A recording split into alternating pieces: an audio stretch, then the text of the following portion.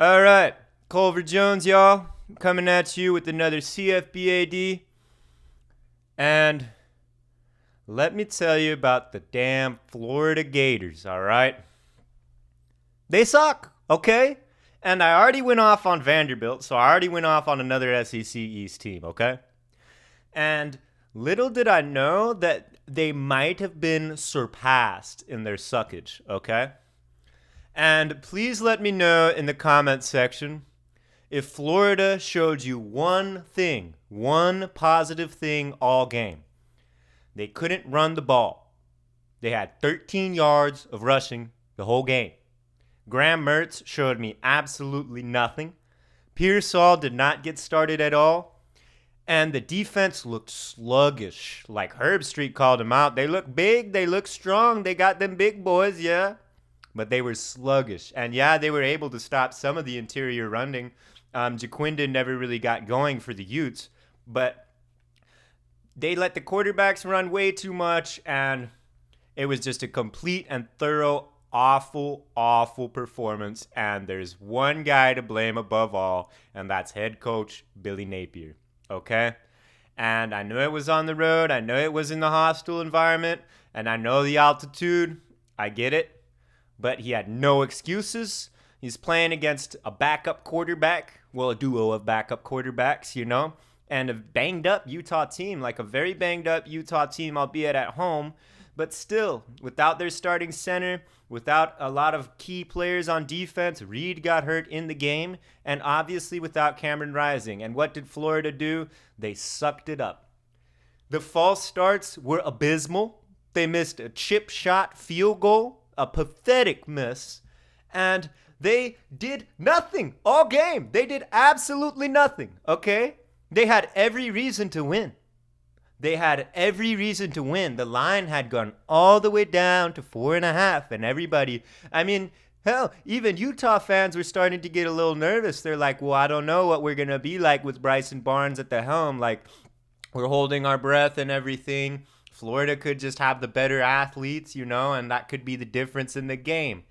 Hell no, okay? They don't have the better athletes. Like, yeah, Etienne's all right. He never got started at all. Pearsall's all right. He never got started at all. Graham Mertz played awful. Once again, the quarterback who barely had a winning record at Wisconsin sucks it up. And he's probably going to suck it up even when they're at Gainesville.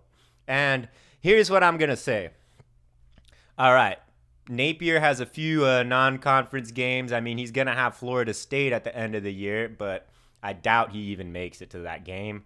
And this is what I'm going to say. I don't want anybody to be like, well, this is the Utah BS. And no, the Gators should have never fired Dan Mullen. Okay? They shouldn't have fired him.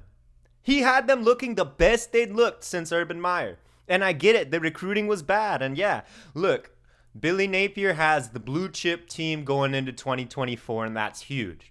Yeah, is it? Is it? We'll see how Oklahoma does this year with their blue chip squad. And we'll see how Miami does this year with their blue chip squad. And we'll see how A&M has done the last few years with their blue chip squad. So I'm starting to think that, yeah, the teams that win always have that going. But it's just not a factor if you don't have a good coach, if you don't have the right guys. I don't care.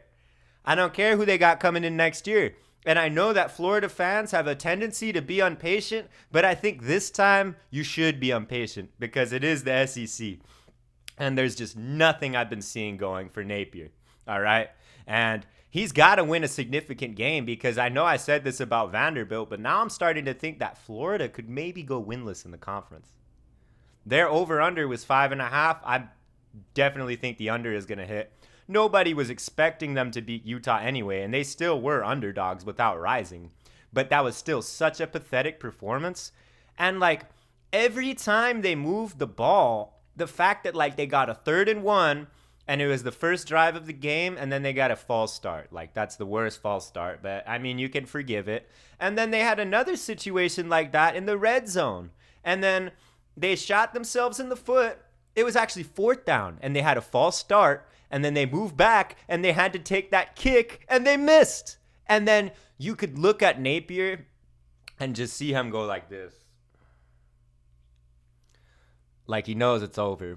And I think in Napier's defense, I mean, he was great at Louisiana, and I don't know if there's a tougher job than Florida, given like the balance of expectations and schedule and fan base. I mean, it's a very, very tough job, right?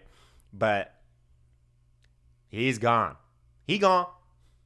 Napier will not last through the season. All right. That's going to be it for here today. Much love, y'all. Peace.